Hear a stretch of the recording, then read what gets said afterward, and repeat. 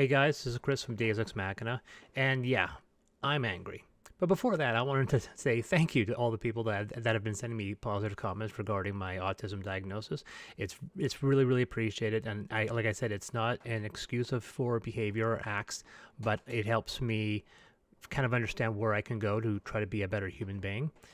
And on the topic at hand, I made a post on several Facebook groups where I said to people to not abandon D&D, just abandon Wizard of the Coast. Support third-party publishers and their 5e compatible books. We need you now more than ever.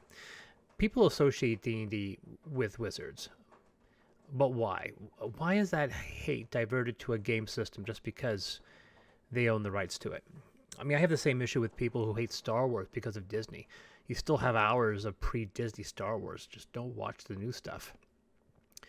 Wizards did not create D&D, and many people who worked on 3.5, 4th edition, 5th edition are not at Wizards anymore. Hasbro didn't own Wizards when Wizards bought TSR. This is like hating Beatles music because of your opinions on Michael Jackson. You don't know what I'm talking about, do you?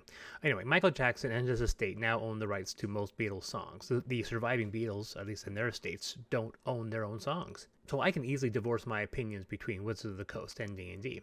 And the idea of a company owning an entire set of rules is becoming increasingly archaic. And you can't look at better examples than the board game industry.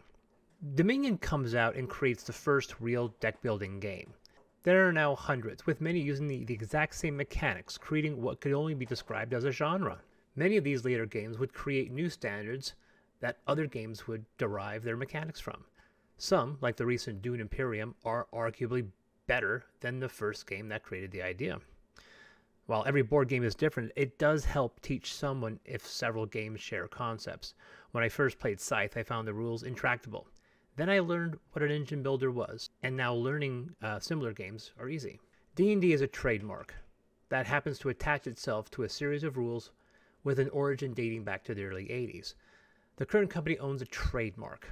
They own an IP. They can even take a few extra steps and claim ownership of original monsters like Mind Flayers and Owlbears. They own art and expressions, but not rules. Releasing the OGL was more a peace offering than anything else. It showed that creators of D&D wanted to tell us that we were going to be safe going forward, to create our own content for that trademark despite not being able to name that trademark by name, even though technically we can. D&D has a 56% market share on Roll20, and that is a number you can extend to the industry. Yes, they have likely lost some of that, but to those people saying third-party publishers should just abandon 5e for like Pathfinder 2nd edition, I mean, I'd love to. I love Pathfinder, but look at the market share. It's just not there, and thousands of publishers rely on 5e for a considerable amount of their income. They can't just walk away from that. These are the ones who will be affected the most. Large companies have proprietary in-house systems and established IPs like Expanse or Blade Runner. And there is a large segment of publishers where this is a part-time gig, meaning they don't concern themselves over income. But for the rest, we're the ones that will be ultimately affected the most. There are no large markets outside of D&D because they are too small.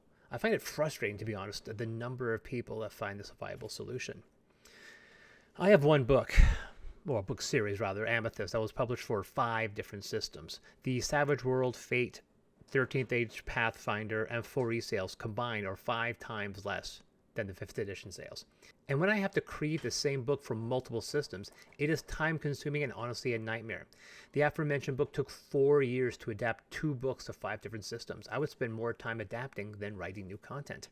Only publishers that don't rely on game sales for income are comfortable enough to move away from D&D, which is why the push should be to ensure 5th edition rules are not wholly owned by one entity, but is rather a sandbox everyone can employ. What bothers me the most is that because people associate 5e with WOTC, they respond by moving away from that system altogether. They want to see WOTC hurt by this. Except many of these third-party publishers will go under as a product, in many ways accomplishing precisely what Wizards of the Coast may have been attempting, crushing the competition in the third-party market. In my opinion, the best way to stick it to WOTC is to prove that 5e technically doesn't belong to them. Show that you can play their game without them.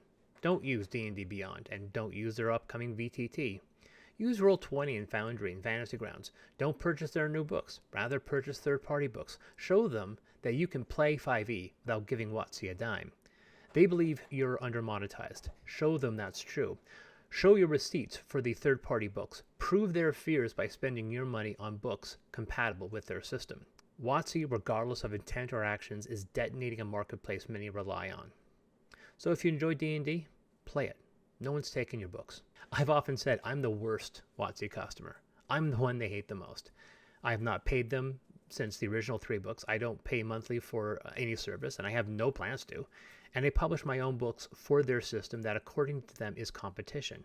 I'm their biggest asshole. So it kind of blows that companies like mine are being affected by WOTC, making this 5e landscape toxic, or by fans that are either abandoning 5e or labeling publishers that try to be diplomatic in this situation as treacherous or disloyal and worthy of boycott. Yeah, I'm mad as hell, and WOTC needs to address us personally. Convince us that they're trying to make good by us. They can't offer us breadcrumbs. They need to stop using stick and start thinking of the carrot. I know I said in a previous video that we didn't see an issue going forward with 1.2, but my last video retracted that, and I tried to explain why that was. Maybe we could have seen publishing a setting agnostic set of rules like Ultramodern 5 that wouldn't break their morality clause and has no IP they could steal. But any IP books we produce will be as far away from this OGL as possible. However, given recent news and leaks, especially from D&D Shorts, I just can't make that move, not unless this 1.2 is improved. But I also refuse to point fingers and declare boycotts or act toxic in any Facebook or Discord group. I refuse to scream or use all caps, and I have called out people that do so. Yes, I am angry at Wizards of the Coast, and they need to make this right. But I can't and won't abandon 5e because 5e and D&D belongs to me. And it belongs to you. This is Chris from Deus Ex Machina.